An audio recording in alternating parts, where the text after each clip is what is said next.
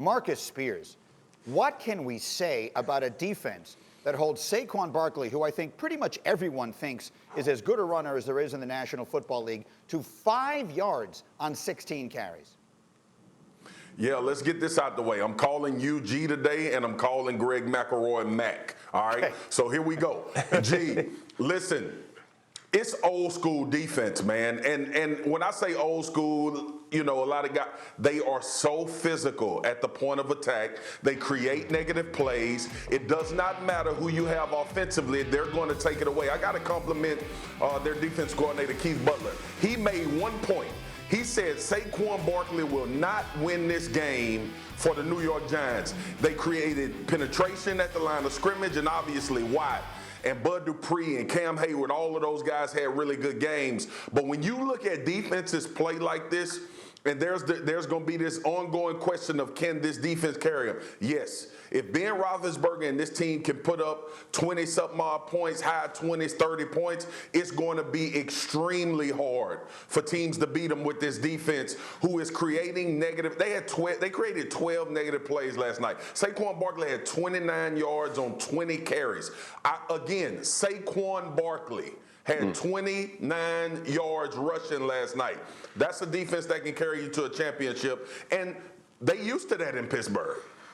No question about it. They were brilliant last night. And so, again, the Steelers may be joining Kansas City and Baltimore in the conversation about the AFC's elite. We'll talk about that in a moment. Meanwhile, Dan Graziano, let's talk about the New York Football Giants. It's a team you've covered for a long time, and you see them. What do you think is the number one storyline coming out of last night for them? Well, it's Daniel Jones. I mean, look, if you look at the Giants in 2020, it's hard to see them as a contender. Obviously, there's always surprises. But, I mean, they have a lot of pieces missing on defense. Obviously, they need to keep building that. So this season's about how do you feel about Daniel Jones once it's over? And I think if they come out of this season thinking he's made strides, thinking he's shown growth, then that's a positive. So out of last night, I think they saw more good than bad, quite honestly. This is very bad. Obviously, that's the end of a 19-play drive. The first, as you mentioned, 16 or 18 of which were very good. He was picking up third down with his arms, with his legs. He was showing the ability to stand in there against a tough defense that was completely smothering his best player, Saquon Barkley. So I think there's a lot to be happy with in terms of Daniel Jones if you're the Giants. Turnovers were the problem last year. If they're going to be the problem this year, then that's an issue. But the coaching staff, I know, feels like they can get it ironed out. And when he's not turning it over, he looks like a good player. Greg McElroy, what did you see from Danny Dimes last night? No, it's week 1, guys, but I'm going to make a guarantee, a real bold guarantee, frankly. Daniel Jones's performance last night will not be the worst performance against the Steelers defense this year. Like, there will be much worse quarterback performances. So I look at this, and I really think, hey, look, with a young player, it's all about peaks and valleys, right? There were a couple valleys. The 19-play drive, we know that interception is bad decision, trying to roll his up, trying to do too much.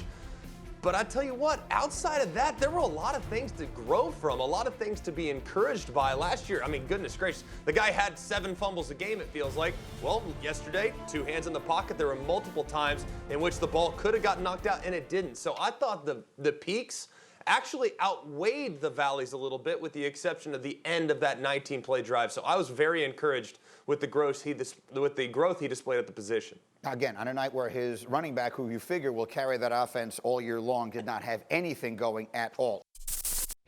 Thank you for watching ESPN on YouTube. For live streaming sports and premium content, subscribe to ESPN+.